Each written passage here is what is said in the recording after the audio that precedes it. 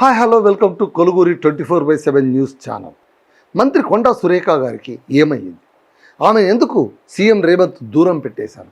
వాళ్ళిద్దరి మధ్య ఏదైనా ఘర్షణ వైఖరి కొనసాగిందా, లేకుంటే వాగ్యుద్ధం ఏమైనా జరిగిందా, మనస్పర్ధలు ఏమైనా పుట్టాయా? ఎందుకు వాళ్ళిద్దరి మధ్య మౌనం అగాధంగా మారిపోయింది? అంతేకాదు, సీఎం తీసుకునేటువంటి ప్రతి నిర్ణయంలోనూ కూడా ఆమెను దూరంగా పెట్టాలనేటువంటి ఒక పోకడే కనిపించడానికి కారణమేంటి?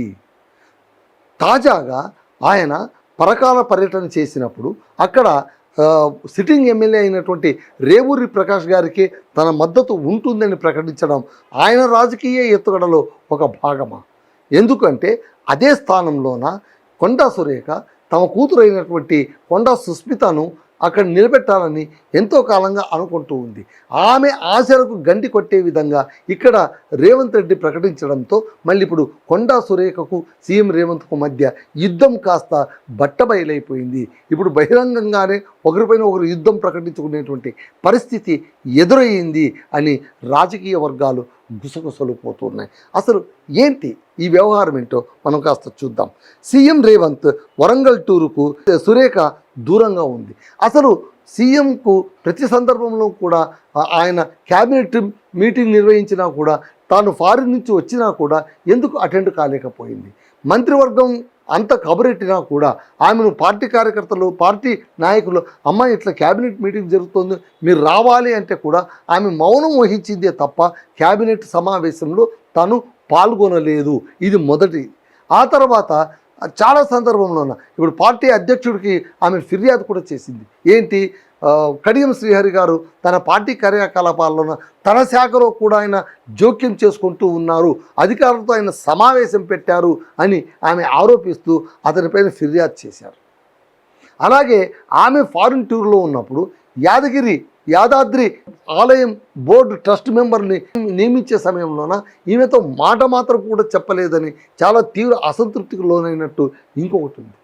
అలాగే ఈమె కేవలం తన మంత్రివర్గాన్ని, ప్రభుత్వాన్ని రక్షించుకోవడం కోసం వారి పక్షాన నిలబడి సెలబ్రిటీ అక్కినేని నాగార్జున కుటుంబం పైన దురుసుగా కామెంట్ చేసినప్పుడు కూడా ఆ బాధ్యతను, ఆ తర్వాత పరువు నష్టం దాకా వెళ్ళినటువంటి ఈ కేసును తానే భరించింది, కష్ట నష్టాలను తానే భరించింది. కానీ కేవలం తనొక్కటే ముందు నిలబడి పోరాడి చివరికి వాళ్ళకి బేషరతుగా క్షమాపణలు చెప్పి చావు తప్పి పక్కన జరుగుకునేంత వరకు కూడా రేవంత్ రెడ్డి అస్సలు ఏం మాట్లాడకుండా ఆమె సైలెంట్గా ఆ పక్కన పెట్టేశారు. ఇలా చాలా సందర్భాల్లో చూసుకుంటే కూడా కొండా సురేఖకు సీఎం రేవంత్కు మధ్య చాలా అగాధం పెరిగిపోతున్నట్టుగా, అసలు మొట్టమొదట సర్కారు ఏర్పాటు చేసినప్పుడు కొండా సురేఖను, ఆ తర్వాత సీత గారిని, వీళ్ళిద్దరిని కూడా ఆయన నెత్తిపైన పెట్టుకున్నారు అన్నట్టు కనిపించారు.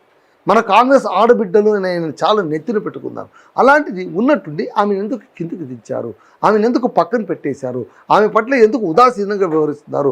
ఆమె పైన ఏమైనా రాజకీయంగా కక్ష సాధింపు చర్యలు ప్రారంభించేశారా అన్న అనుమానాలు ఇప్పుడు అందరిలోనూ తలెత్తుతూ ఉన్నాయి. సో ఇక్కడ ఏంటంటే ఆగస్టు 16న సీఎం రేవంత్ రెడ్డి ఉమ్మడి వరంగల్ జిల్లాలోన పర్యటించారు. మేడారం, ములుగు, పరకాల కార్యక్రమాల్లోన కొండా సురేఖ కనిపించకపోవడం ఈ చర్చకు దారి తీసింది. పరకాల సభలోన సిట్టింగ్ ఎమ్మెల్యే రేవూరి ప్రకాష్ రెడ్డికి వచ్చే ఎన్నికల్లో కూడా తన మద్దతు ఉంటుందని బహిరంగంగా ఆయన ప్రకటించారు. రేవంత్ సంకేతం ఇవ్వడం ఈ గైర్హాజరుకి మరింత ప్రాధాన్యం పెరిగిందని అనుకోవచ్చు. కొండా కుటుంబం తమ కుమార్తె సుస్మితకు పరకాల రాజకీయ భవిష్యత్తు పైన ఆసక్తి చూపుతున్నట్టు చాలా కాలంగా ప్రచారంలో ఉంది. తాజాగా రేవంత్ రెడ్డి పరకాల సిట్టింగ్ ఎమ్మెల్యేకే తన మద్దతు ఉంటుంది అని ప్రకటించడంతో ఇది మరో రకమైన రాజకీయ సంకేతాన్ని పంపించినట్టయింది. దీంతో పరకాలపై కొండా కుటుంబం వ్యూహానికి సీఎం బ్రేకులు వేస్తున్నారా, లేదా ప్రతి వ్యూహం రచిస్తున్నారా, ఎత్తుకు పై ఎత్తుగా తన పావులు కదుపుతున్నారా అన్న ఒక వాదన కూడా ఇప్పుడు కాంగ్రెస్లోనే తలెత్తుతోంది. ప్రతిపక్షం పక్కన పెట్టేయండి, కాంగ్రెస్లోనే ఇది తలెత్తుతూ ఉంది. అలాగే గత నెలలో మంత్రి కొండా సురేఖ కడియం శ్రీహరిపై ఫిర్యాదు చేస్తూ సీఎం రేవంత్ రెడ్డికి లేఖ రాయడం కాంగ్రెస్లో మరోసారి ఇది అంతర్గత విభేదాలను బయలు చేసినట్టుగా అయింది. తన అధికారాన్ని, రాజకీయ ప్రతిష్టను దెబ్బతీసే ప్రయత్నాలు జరుగుతున్నాయని కొండా సురేఖ తరచూ ఆరోపిస్తూనే ఉన్నారు. సమస్య వరంగల్ కాంగ్రెస్లో ఆధిపత్య పోరుగా కూడా మారిపోయింది. 2025లో కొండా సురేఖ కాంగ్రెస్ ప్రభుత్వంలోని ఇతర మంత్రులు నేతల మధ్య విభేదాలు బహిర్గతమయ్యాయి. అప్పట్లో ఆమె కేబినెట్ సమావేశానికి గైర్హాజరు కావడం, సీఎం వరంగల్ పర్యటనకు దూరంగా ఉండడం ఇవన్నీ కూడా ప్రత్యక్షమైన సంకేతాలే ఇస్తున్నాయి. కొండా సురేఖకు ఆ తర్వాత మంత్రివర్గానికి అంతా కూడా చాలా దూరం పెరిగిపోయిందని. సురేఖ ఒక రకంగా రాజకీయంగా చూసుకుంటే ఆమె ఫైర్ బ్రాండ్ లాంటిది. వైఎస్ రాజశేఖర రెడ్డి హయాంలో కావచ్చు, తెలంగాణ పోరాట సమయంలో కావచ్చు, కొండా సురేఖ అనగానే ఒక ప్రత్యేకమైనటువంటి రాజకీయ గుర్తింపు మనకు తెలంగాణ రాజకీయాల్లో కనిపిస్తుంది. ఆమె ఫైర్ బ్రాండ్, ఉన్నది ఉన్నట్టు మాట్లాడుతుంది, కుండ బద్దలు కొట్టినట్టు మాట్లాడుతుంది. ప్రత్యర్థులు ఎవరైనా సరే నిర్దాక్షిణ్యంగా విమర్శించడంలో కొండా సురేఖ ఆరితేరిన వారని చాలామంది అంటూ ఉంటారు. మరి అలాంటిది ఇప్పుడు ఎందుకు ఆమెను పక్కన పెట్టేశారు రేవంత్ రెడ్డి గారు అంటే, ఆమె తననేమైనా హర్ట్ చేశారా, తన ఈగోని ఏమైనా హర్ట్ చేశారా, మొదలైన కారణాలన్నీ కూడా ఇప్పుడు చాలామంది చర్చిస్తూ ఉన్నారు. సో సురేఖ వెనక్కి తగ్గే నేత కాదు. తన రాజకీయ స్థానం, వరంగల్లో తన కుటుంబ ప్రభావం విషయమై బలమైన పట్టుదల చూపించేటువంటి నాయకురాలని.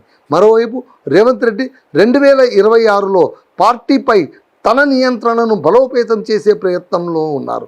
కాంగ్రెస్లో ఇప్పటికే క్యాబినెట్ మార్పులు విస్తరణపై నడుస్తున్న నేపథ్యంలో సురేఖ భవిష్యత్తు పైన కూడా ఇప్పుడు ఊహాగానాలు చెలరేగుతున్నాయి. అంటే రేవంత్ రెడ్డి గారు పార్టీ పైన తన పట్టును సడలించరాదని, ఎదురు తిరిగే నాయకుల్ని, బలమైన నాయకుల్ని చాలా తెలివిగా పక్కకు తప్పించాలని ఈ రకమైన ఎత్తుగడలు వేస్తున్నారా? లేకపోతే కొండా సురేఖ గారు తన కుమార్తె అయినటువంటి సుస్మితను ఎలాగైనా పరకాలలోన వచ్చే ఎన్నికల్లోన పోటీకి నిలపాలి కాంగ్రెస్ క్యాండిడేట్గానే అని ఆమె కలలు కంటూ ఉంటే, ఈయన రేవూరి ప్రకాష్ రెడ్డి గారికి మళ్ళీ నేను నా మద్దతు ఇస్తాను, ఆయన నిలబడాలి, గెలవాలి అంటే కొండా సురేఖను ఆమె కూతురు పక్కన పెట్టినట్టే కదా. మళ్ళీ ఇంత ప్రత్యక్షంగా రాజకీయం ఎందుకు చేయాలి, ఎందుకు ఎత్తుకుపై ఎత్తు వేయాలి అంటే, కొండా సురేఖ వలన తనకు ఏదైనా ముప్పు ఉందని, లేదా తన పదవికి ఏమైనా ముప్పు ఉందని, లేదా తన రాజకీయాలకు ఆమె అడ్డొస్తుందని రేవంత్ రెడ్డి గారు అనుకుంటున్నారా, భయపడిపోయే ఈ చర్యలకు పాల్పడ్డారా అని చాలామంది వ్యాఖ్యానిస్తున్నారు. ఇందులో నిజమెంతో అబద్ధమెంతో రానున్న కాలంలో మనం తెలుసుకోవాల్సింది. అదండి సమాచారం. That's all. Hi friends, thank you for watching this video. ఈ వీడియో కనుక మీకు నచ్చినట్లయితే దయచేసి లైక్ చేయండి, షేర్ చేయండి. ముఖ్యంగా మా ఛానల్ 24/7 న్యూస్ టీవీని సబ్స్క్రైబ్ చేసుకోండి.